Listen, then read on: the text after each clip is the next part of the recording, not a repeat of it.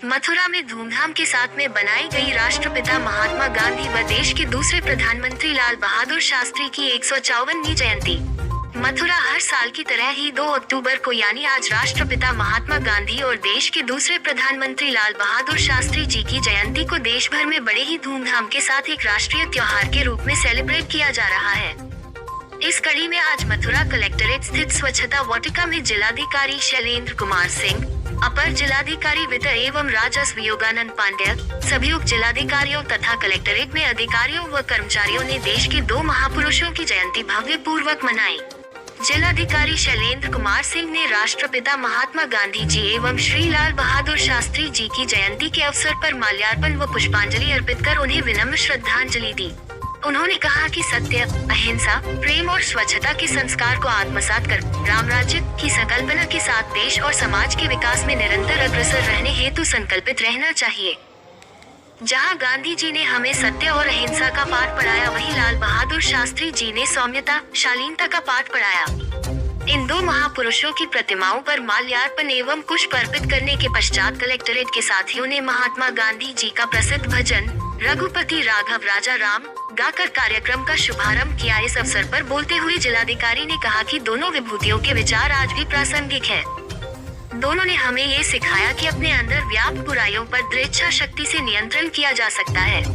उन्होंने गांधी जी के इस विचार पर जोर देकर कहा कि जितनी आवश्यकता हो उतना ही उपयोग करें, क्योंकि प्रकृति मनुष्य की आवश्यकता को पूरा कर सकती है, लालच को नहीं।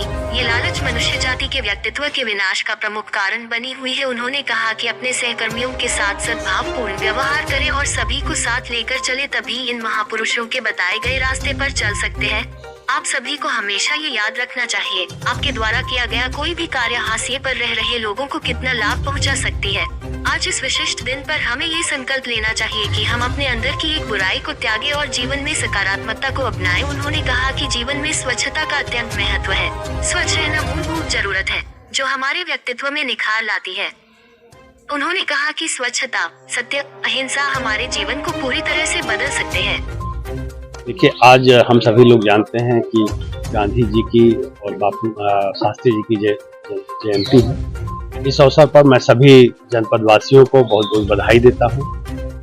आज कलेक्ट्रेट परिसर में कलेक्ट्रेट परिवार के साथ हम लोगों ने बैठ करके प्रशासन द्वारा वर्तमान में चलाई जा रही नीतियों के बारे में चर्चा की।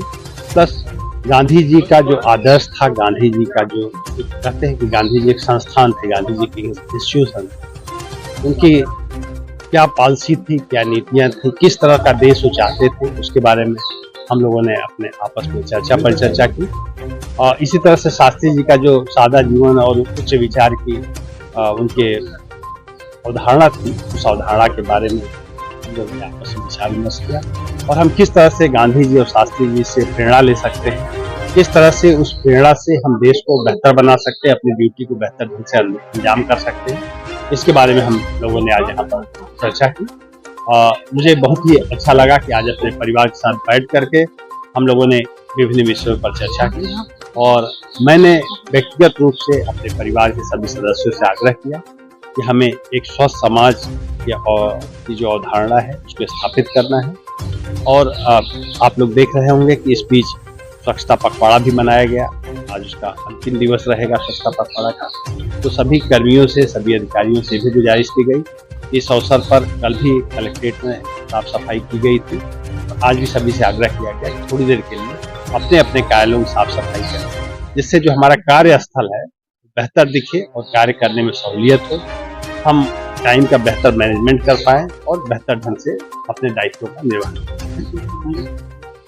देखिए, जिन हमारे सफाई कर्मियों ने जो पूरे वर्ष कलेक्ट्रेट परिसर को, प्रांगण को साफ सुथरा बनाने में अपना योगदान देते हैं, इनके सहयोग के बिना ये कलेक्ट्रेट प्रांगण शायद इतना सुंदर नहीं दिखता जितना आज दिख रहा है। ऐसे जो हमारे कर्मी थे जो इस कार्य में लगे थे, उनको आज हम लोगों ने 5 कर्मचारियों को सम्मानित पखवाड़े के रूप में मना रही है, तो देखिए, निश्चित रूप से हम अपने जनपद वासियों से अपील करना चाहेंगे कि माननीय प्रधानमंत्री जी का, माननीय मुख्यमंत्री जी का जो एक विजन है कि हमारे हर गांव साफ हो, हमारा हर शहर साफ हो, हमारा देश साफ सुथरा रहे, हमारा प्रदेश साफ सुथरा रहे। और ये उनका विजन तब तक पूरा नहीं हो पाएगा जब तक आम जनमानस इसमें हमें पूर्णतः सहयोग नहीं करेगा। कई बार हम सोचते हैं कि इतनी बड़ी व्यवस्था में हम क्या कर सकते हैं, ऐसा नहीं।